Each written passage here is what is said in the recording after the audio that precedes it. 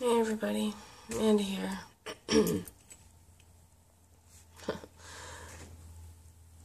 I am going to talk about a lot of stuff because it's on my mind and I need to talk about it and get it off my chest. So this may be a long video. Okay, so I'm going to start with my NAMI group. And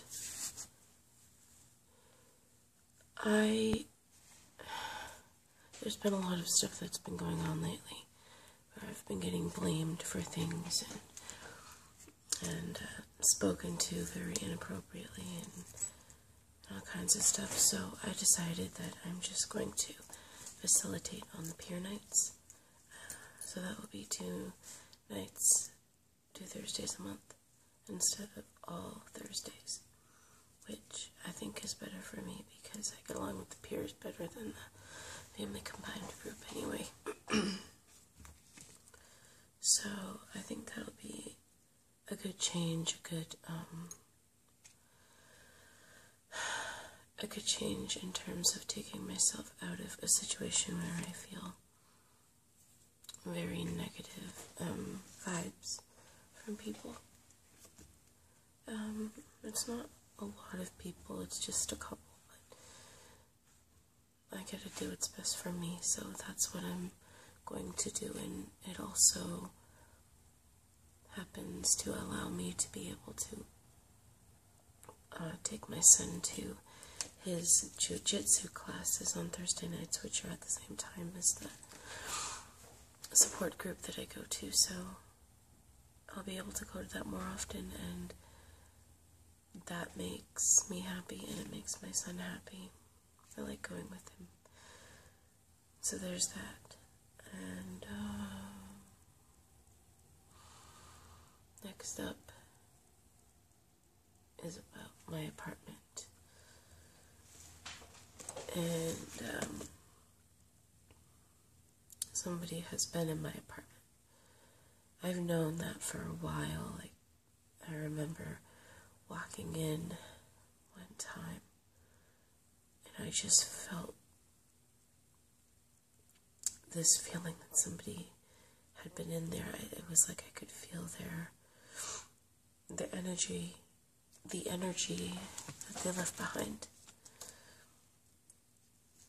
And I had a feeling, I just knew. And I know now, like, positively that someone's been there. Not who, but evidence that someone's been there, because there is a handprint and holes on my bathroom ceiling. And there's been tampering with my air conditioner, where you can, like, stick your hand in and probably take the AC out and be able to get in. It's not that hard to do when you really think about it. So I dealt with that. I'm going to have the locks changed, and I did call the police and file a report about that, so I've got that at least, right? So that's very unsettling. And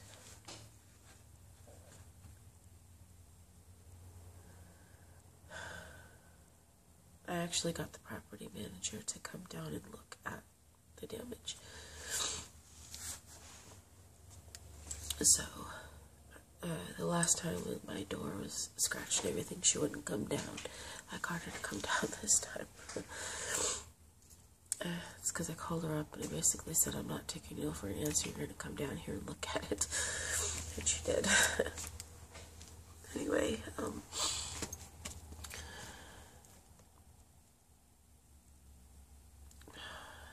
this one is a sad story. What is it, Wednesday night. Wait, no, we stayed over. Hold on a second. Today is Monday, Wednesday. It had to be Wednesday night. Okay, I believe it was Wednesday night. Yeah, Wednesday night. So during the whole day, I hadn't seen my cat Dots. I figured he was just outside, just enjoying, the nice weather, since we've recently come out of winter, and I didn't think anything of it. But he didn't come in to eat. I thought it was strange at first, but, it was the morning, so he's a cat. He's gonna go do what cats do. But by the time, 5, 6 o'clock or so rolled around, there was still no sign of him. And I looked, my son looked, and my mother wasn't here. She was out of town, and I had my son check upstairs, and he found him, and he brought him downstairs, and he handed him to me, and he was just kind of limp, lethargic, just kind of laying there, not doing anything. And I picked him up because I had his head here, and I picked him up and turned him like this so I could hold him. And when I turned him and pressed him up against me, he cried out, and so I pulled him away from me, and I noticed that his foot was broken, and it was really bad because it was just dangling. Imagine it as this: when you were a kid and you were losing your teeth, and you'd have a tooth that was hanging on by just a little thread, and you just needed that little thread, and it was not going back. That's sort of what happened to his, it was his ankle. He didn't break it was his back, right? So, they lay like this, and then they have the ankle joint, and then it goes up into the hip. And it didn't break here. It broke on the joint. So the leg broke and the joint broke. And I don't know how it happened, but it happened. And I took him to the animal rescue hospital. That's about 30 minutes away from here. And they gave him medicine, and they did an exam, and they did x-rays to get a better look at what was going on. And definitely broken. There's lots of tendons and ligaments in that area as well. And also the joint of itself, right in the middle, it's just broken. It's not attached anymore. So kept him there, and then the next day, Thursday, brought him to the local vet, because they're a lot cheaper to do procedures. And I talked with the doctor at the hospital, and they're board certified surgeons, so that's why it's expensive. But we talked about the options based on the severity of the injury, and I also talked with the doctor at the vet about that and everything, and went over everything. And ultimately the choices were I could have them do surgery and try to reattach the foot back to the leg, but they would have to do an exploratory surgery in the ankle while they're in there, and then if they find that there's more damage than they could see before, then they would have to amputate it at that point if there was no possible way to get the foot back on. Or the other option was just to amputate. There was a third one, freezing the joint, but it would still require money and a lot of unnecessary stress that I don't think is best for my kitty. So after weighing the pros and cons, because the surgery to try to put his foot back on is not a guarantee, and even if it works, he could re-break his foot and then have to have another surgery, and there's health risks involved with how severe how severe the break is. You know, you got to worry about infection and just, you know, it's and also after the surgery there's 6 weeks of aftercare of because they'll have a splint and a cast and bandages, and then there's bandage changes, and then in case something happens, any more overnight hospital stays and that kind of thing. So that really gets expensive, and it's not a guarantee. It's not even close to being a choice that would sound like that it would be the best choice for him, you know, the surgery and more pain and more stuff that I really think is just not, I don't want to give him that kind of stress. I also don't want the stress, but medically it seemed like it was a lot of work, a lot of stress. There was a financial issue as well. And it's not a guarantee. So I ultimately went with the amputation. They take it from the hip down, so he is missing his right back paw, his whole leg. They did the surgery this morning, and he's doing well. He did well. He pulled through really well. He's a trooper. He's on medicine. He's been given fentanyl, which is more powerful than morphine. Like the morphine drips and stuff, it's more powerful than that. So right now he's not really feeling anything. And he's just, you know, laying and resting, and, you know, he's kind of stirred a little bit, mostly because of the pain, but he's mostly just sleeping and resting and being very calm. So I think it's the best choice because, you know, we talked about the after part of him having 3 legs instead of 4, and cats apparently do better than dogs with having 3 legs. I guess they don't have the same setup as like we do. Like if we lost a limb, you know, we might have phantom pain and have a hard time adjusting to using our one arm or one leg or whatever, where cats don't have that. It doesn't even register to them that they have a handicap. Because I asked, you know, both the doctors about that, and they said that he'll just adjust. Cats are very agile creatures, and it will be okay for him. So that's positive, you know. I'm not going to love him any less because he has 3 legs. I don't care. I just wanted what was best for him, with being able to pay for it in the least amount of pain and suffering for him. So that's that one.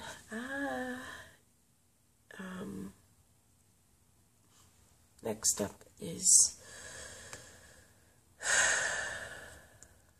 my mother.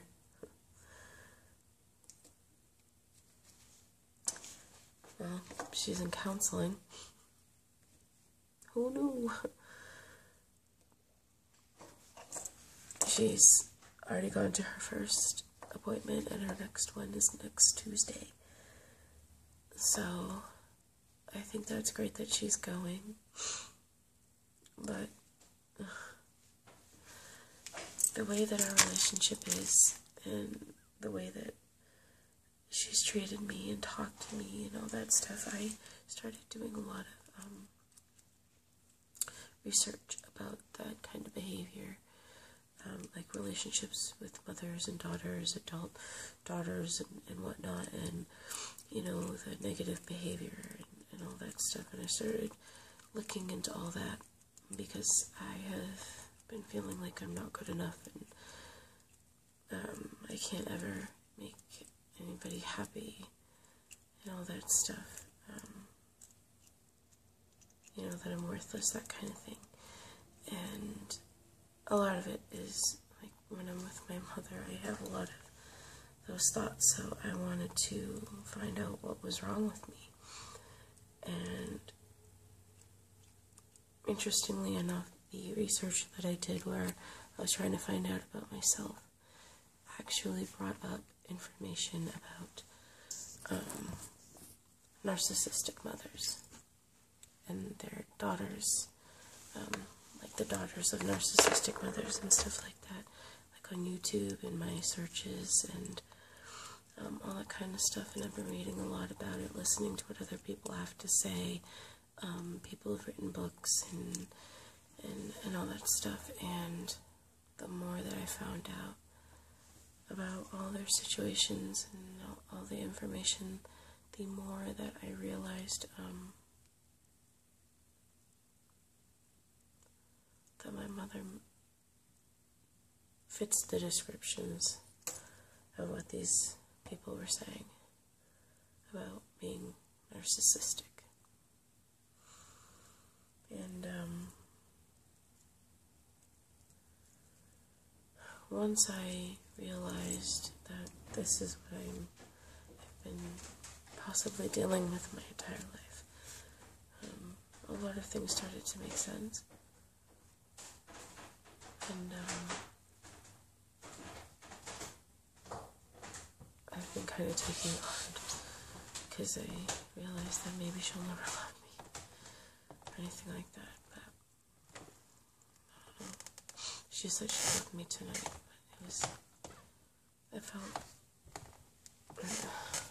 I don't know if she was sincere, but I felt very awkward with her, like, coming up to me, giving me a hug, and saying she loves me, you know, but then afterward, blaming me for something that is a story about that, but ultimately she blamed me for something that she did, you know, after she said she loved me and all that stuff, and she's sorry for the way she treats me, whatever. So I felt like it was insincere, just trying to manipulate me again. I don't know, but I'm going to do more research on it, and I mean, maybe it's the case, maybe it's not, but I wanna really look into that, because I really think it's probably true. I really think she's a narcissist. And I just want to say real quick, for the ending, I've been getting a lot of messages lately from men, and I want to say, I don't mind, like, the compliments, but I do mind when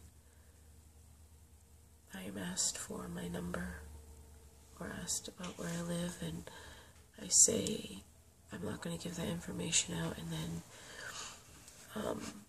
I feel disrespected by a couple of you when I said no, and that didn't seem to be a sufficient answer for you, and I just want people to know that this channel is not meant for me to find dates. This is about mental health, and that's what it's about, and physical health too, and anything I feel like talking about. But I don't want people to feel that I'm being mean. It's not personal. I just don't want to be giving out my personal information because I don't know who you people are. Okay, it's not personal. This is over the internet. And I just want to be respected. I want that part of how I feel about that to be respected. It's not personal. It's a safety precaution, really. So please respect that. I don't want to give that information out, and I'm not going to change my mind. So, alright, I just wanted to say that.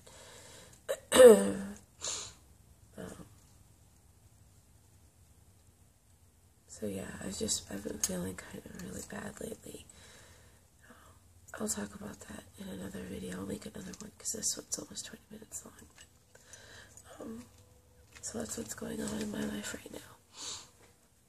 Oh, and also I need a new van. My transmission's going, so looking for that. Alright, I am going to go now, and I will see you guys there. Bye. Oh, thank you for watching. I love you all.